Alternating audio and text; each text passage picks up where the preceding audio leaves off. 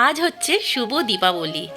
2025-এর এই দীপাবলি রাতে আমি চলে গেছিলাম বাপের বাড়ি পান্ডুয়া। কেন গেছিলাম অবশ্যই তোমাদেরকে বলবো।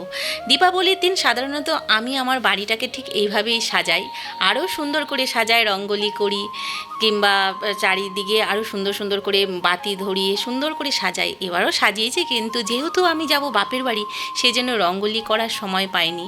আর আমাদের বাড়ির নিয়ম অনুসারে দেখো, তুলসী বেদির সামনে আমরা এভাবে পূর্বপুরুষের উদ্দেশ্যে এভাবে আমরা বাতি দিই, আর সন্ধেবেলা এভাবে বাড়িটাকেও পুরো সুন্দরভাবে আমরা সবাই মিলে সাজিয়েছিলাম। আর দেখো, আমিও রেডি হয়ে গেছি, তার কারণ যাব বাপের বাড়ি। আর বাপের বাড়ি গেছি তার কারণ বাবা নেমন্তন্ন করেছিল। যেহেতু তোমরা অনেকেই জানো আমি এবছর পুজোয় দার্জিলিং বেড়াতে গেছিলাম, সেই জন্য আমাদের বিজয়া এবারে বাপের বাড়ি যাওয়ার সময় হয়নি, এতটাই ব্যস্ত ছিলাম। আর বাবা প্রতি বছরই নেমন্তন্ন করে আমাদেরকে। আর দুর্গাপুজো এখানে থাকলে তো আমি পুজো থেকেই বাড়িতে থাকি, আর আমার বরকে আমাদেরকে সবাইকে নেমন্তন্ন করে। তা বাবা নেমন্তন্ন করেছিল সেই জন্য কালী পুজোর দিন।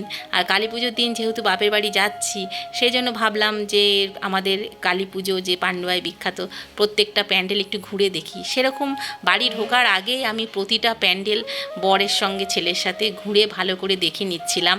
আর এত সুন্দর লাইটিং হয়েছে, এত সুন্দর প্যান্ডেল হয়েছে, যা দেখে সত্যি ছেলেবেলার কথা মনে পড়ে যাচ্ছিল। কেননা ছেলেবেলায় আমরা তো ওখানেই বড়, আর এইভাবে প্রতিদিনই বাবা মার হাত ধরে আমরা ঠাকুর দেখতে বেরোতাম, ভাসানে যেতাম। আমি আবার যাব ভাইফোঁটার দিন ভাসানে। তা যেহেতু আরও 2 দিন বাকি আছে, সেই জন্য আর থাকলাম না বাপের বাড়ি, রাত্রে চলে এসেছি। ঠাকুর দেখে বাড়ি গিয়ে খাওয়া দাওয়া করে আবার যাব ভাসানে। আর দেখো, এটা আমাদের বাড়ির কাছে একটা প্যান্ডেল, প্রগতি সংঘ, খুবই সুন্দর করেছিল ঠাকুর। এই প্রতিমাটা দেখো। যাকে অনেক প্যান্ডেল দেখে ঠাকুর দেখে বাড়ি চলে এলাম। আর বাড়িতে এসে আমাদেরকে দেখতে পেয়ে আমার বোনের ছেলে দেখো কত আনন্দ করছে। আর আমার ভাই কিছু বাজি কিনে রেখেছিল 2 ভাগনার জন্য, মানে আমার ছেলের জন্য আর বোনের ছেলের জন্য। সেগুলো নিয়েই আমরা দেখো একটু বেশ অনেকক্ষণ ধরে এখানে মজা করছিলাম বাড়ির উঠোনে। আর আমার বোনের ছেলে যেহেতু ছোট, ওর মেশোর কোলে, মানে আমার হাজব্যান্ডের কোলে উঠে ও দেখছিল, দেখো কীরকম ভয় পাচ্ছে। তারপরে আর কি, যেহেতু বাড়ি ফিরতে হবে, মা বললো তাড়াতাড়ি খাওয়া দাওয়াটা সেরে নাও। খাওয়া দাওয়ায় ছিল খাসির মাংস, মাছের মাথা দিয়ে মুগের ডাল, 5 রকম ভাজা, তারপর মাছের ঝোল, স্যালাড, মিষ্টি, এই আর কি। এইগুলো দিয়ে আমরা বিজয়ার খাওয়া সারলাম। আর তার আগে বাড়িতে ঢুকেই বাবা মাকে প্রণাম করেছিলাম, মা নাড়ু বানিয়ে রেখেছিল, খেয়েছিলাম। সেগুলো আর আনন্দের চোটে আমার শ্যুট করা হয়নি, সেগুলো আর তোলা হয়নি।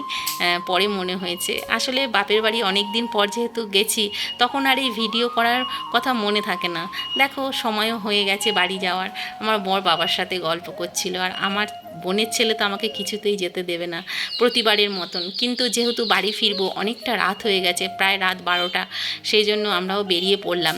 আর আমরা ফেরার পথে আবার কয়েকটা ঠাকুর দেখতে দেখতে দেখো বাড়ি চলে এলাম। বাড়ি এসে হাত মুখ ধুয়ে ফ্রেশ হয়ে আর কি, কোনো কিছুই তো ছিল না, রাত হয়ে গেছিলো যেহেতু, অনেকটাই শুয়ে পড়লাম। আজকের মতো ভিডিওটা এখানেই শেষ করব। ভালো লাগলে একটা লাইক করো। টাটা।